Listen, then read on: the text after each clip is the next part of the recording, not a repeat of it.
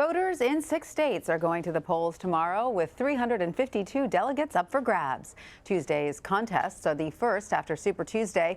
Former Vice President Joe Biden won 10 of the 14 states in that contest. Michigan, in particular, will be critical for both Democratic frontrunners. Senator Bernie Sanders won Michigan in the 2016 primary by a narrow margin. Mikenzie Frost joins me now from Kalamazoo, Michigan. She's a political reporter for our affiliate station, WWMT-TV. Mikenzie, welcome. So Michigan Governor Gretchen Whitmer endorsed Biden last week. How much of a factor will that be for the former vice president's chances at winning the state? Well, Tanya, first of all, thank you for having me. I think, the endorsement for the former vice president from Governor Gretchen Whitmer does carry some weight with Democratic voters here in Michigan. The governor has some pull and some say with these voters, but I have to say that it didn't really come as too much of a surprise for a lot of Democrats here in this state. We know that Senator Sanders came here during the 2018 gubernatorial primary, endorsed Abdul El-Sayed, who was running against Whitmer at that time. Sanders has also endorsed El-Sayed during that, and then Abdul has been backing Sanders. So that endorsement for former Vice President Joe Biden wasn't a surprise, but we'll have to wait and see kind of how much weight it really does carry. I know she is really campaigning very hard. She was named a national co-chair for the Biden campaign as well as we move forward, and we'll have to wait and see how voters take it tomorrow. All right. Well, Mikenzie, Michigan is experiencing a spike in the spoiled ballots of early voters. How is that impacting the race? It's interesting. We are seeing extremely high levels of no reason absentee ballot voting in the first place. That comes after a constitutional amendment in the midterms. But the spoiled ballots are really off the charts. And I just got some latest numbers that I want to share. We have seen nearly 29,000 spoiled ballots as of this morning. That's according to the Secretary of State's office. That's a tremendous amount of people who have already voted and are changing their minds. We'll have to see who those people voted in the first place and who they're going to. But at this time in 2016, the number was 3,500.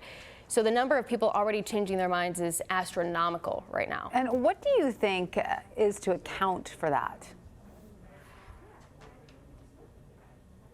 I think a lot of it is the no reason absentee voting. We didn't have it this is the first statewide election that we're seeing this no reason absentee ballot. So I think people were excited about it. They wanted to take advantage of that opportunity. And we have so many candidates on the ballot right now that are no longer in the race. So I'm sure a lot of Michigan voters out there cast their ballots weeks ago.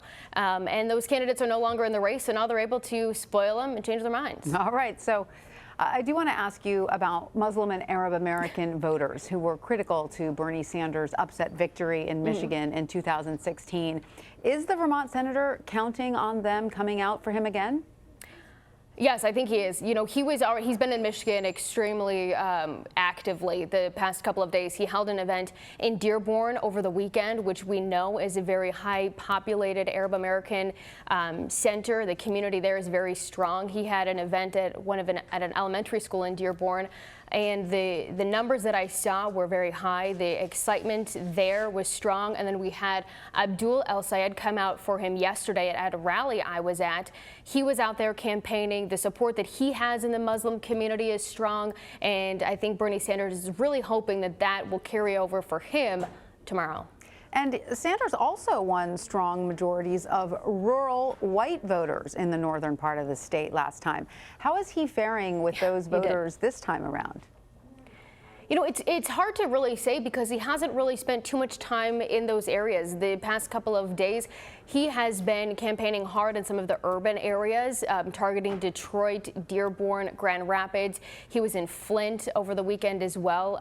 The more suburb areas in northern Michigan spots, he hasn't spent too much time in. So it's hard to really say where those voters are faring right now. If he continues with the thought and the advantage that he's thinking that his supporters in 2016 will carry over into supporters tomorrow, then it could be strong, or it could go towards the former VP Joe Biden. We don't really have a good indication, and polling in Michigan is really hard to do. We've seen those polls get it wrong time and time again, and I think that Bernie Sanders is hoping the current polls that came out today are wrong tomorrow as well. All right.